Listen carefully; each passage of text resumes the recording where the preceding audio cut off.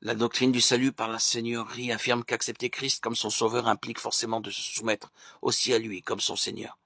C'est le contraire de l'idée selon laquelle le salut n'est que l'acceptation d'un certain nombre de faits. L'appel à la foi de l'Évangile présuppose la repentance et la soumission des pécheurs à l'autorité de Christ. Autrement dit, un pécheur qui refuse de se repentir n'est pas sauvé, parce qu'il ne peut s'attacher à la foi, au péché et au Sauveur.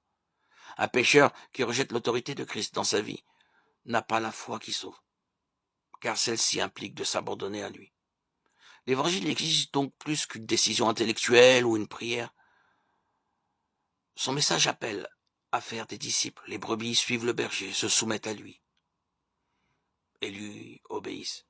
Les défenseurs de cette doctrine se réfèrent aux avertissements répétés que Jésus a adressés aux religieux hypocrites de son époque, comme des preuves que la simple adhésion à des dogmes spirituels ne nous sauve pas, mais que nos cœurs doivent être transformés.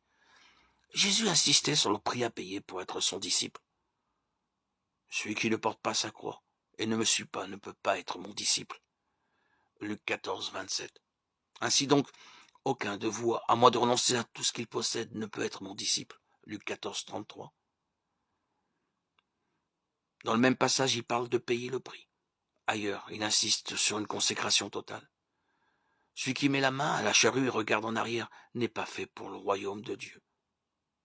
Luc 9, 62.